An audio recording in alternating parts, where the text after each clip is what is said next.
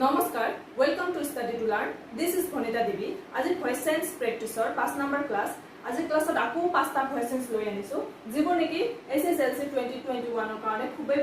Important. এবোৰ সব question বেংকৰ পৰা কালেক্ট কৰা হয়। তো প্ৰথমটো হ'ল আমাৰ we were surprised at his conduct. We were be ভাৰ্বৰ পিছত surprised V3 surprised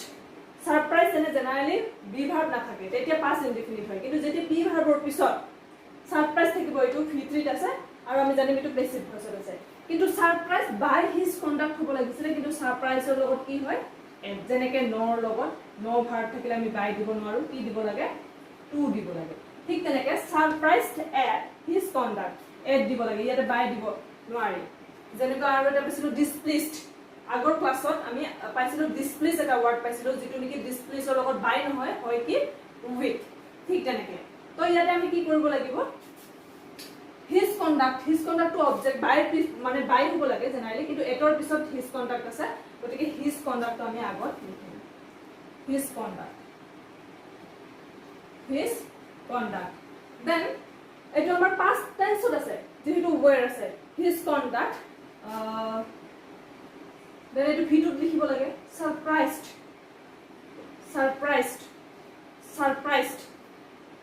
then us to jodi object hamar ki hobo us his conduct surprised us etu amar active voice aru etu passive voice etu jodi enike loi jam then us to we hobo we then according to tense mane etu past tense ase past indefinite then was whether eta hobo then where ahil etu plural form then surprise or V3 surprised ওদিকে surprised by হ'ব লাগিছিল কিন্তু surprise ৰ by নহয় then add হৈছে then his conduct হৈ গৈছে ওদিকে এটো passive voice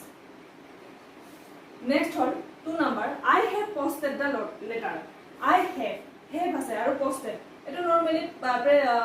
present perfect have আছে have থাকিলে প্ৰেজেন্ট পাৰফেক্ট হয় আৰু have থাকিলে আমাৰ ভাৰ্বটো past participle ফৰ্মত হয় নিয়ম অনুসৰি নরমালি প্রেজেন্ট পারফেক্ট অ্যাক্টিভ ভয়েসত আছে তো ইয়াতে অবজেক্ট কি আছে the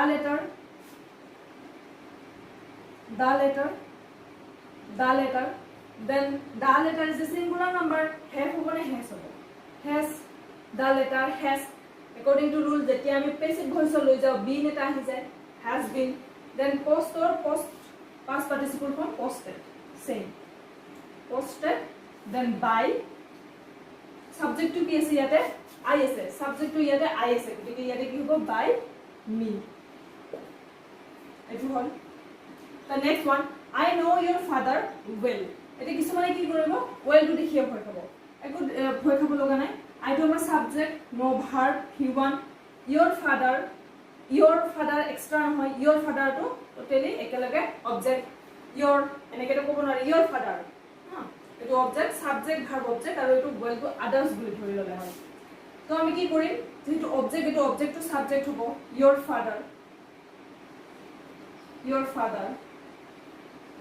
father আহিলে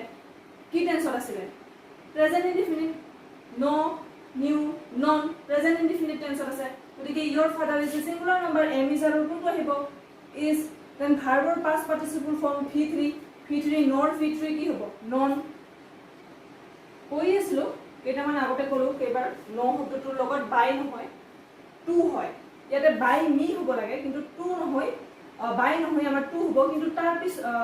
আগতে আমি কি কৰিব লাগিব nor লগত এই যে others টো আছে হেতু লিখিব no well to then I do আহিলে me হ'ব your father is known well to me এনেকে হ'ব হেতু passive voice the next question were the questions answered by you interrogative sentence then were the questions মানে এটো আমাৰ আসলে passive voice আছে কেনেকে যদি আমি interrogative নহয় assertive sentence হিচাপে লিখো যদি question নহয় মানে যদি assertive হিচাপে লিখো the questions টো ক'ত আহিব be verb টো ক'ত আহিব where টো ইয়াতে আহিব where এটো যদি আমি নেলিখো কি হ'ব the questions were answered by you এটাটো কৰিব পাৰিম questions এটা কি কৰিব পাৰিম you আহিব according to rule you then past tense আছে you answered the questions এনেকৈ লিখিব পাৰিম the questions এনেকৈ লিখিব পাৰিম যদি আমি where টো নিলিখো where টো যদি ইয়াতে দিও তেতিয়া আমি পেছিভৰ পৰা এক্টিভলৈ লৈ আহাতে এনেকৈ হ'বনে নাই you answer the questions হা তেতিয়া আমি কি কৰিম যেহেতু ইন্টাৰগেটিভ সেন্টেন্স কোৱেশ্চন মাৰ্ক আছে where আছে গতিকে ইয়াতে যেহেতু বি ভাৰ্ব নাই আমি ডু ভাৰ্বৰ হেল্প লম সেইকাৰণে ডু ভাৰ্বক হেল্পিং ভাৰ্ব বুলি কোৱা হয় যেটো এনসাৰ আৰু হেতু আমি আগত লিখিম আৰু যেটো এনসাৰ পাস্ট টেন্স গতিকে ডু টো আমি কি হত লিখিব লাগিব পাস্ট টেন্সত লিখিব লাগিব মানে ডিড ইউ তেতিয়া এনসাৰ নহব অনলি এনসাৰ হ'ব did you answer the questions then you put the question mark at last so did you answer the questions all then next people speak english all over the world edu passive word ase na active word ase keneke ami gom pam edu keneke gom pam passive word ase na active word ase people speak english all over the world ami subject verb bisaru edu subject verb v1 ot ase english object aru all over the world others ঠিক আছে so আমি subject verb object পালৰ আমাক লাগে কি তেতিয়া আমি object to subject হ'ব দেন ইংলিশ টু আহিব ইংলিশ যেহেতু এটো v1 ত আছে মানে প্ৰেজেন্ট ইনডিফিনিট টেন্সত আছে দেন am is are আহিব am is are is আহিব am is are is আহিব যেহেতু singular form then is main verb কি speak speaker past participle form কি হ'ব spoken spoken by people লিখিব লাগে এটো by people omission of subject আমি শিকিছো এখানে by people টো লিখিব না লাগে লাষ্টত যিখিনি others আছে সেইখিনি লিখিব হবে spoken all over the world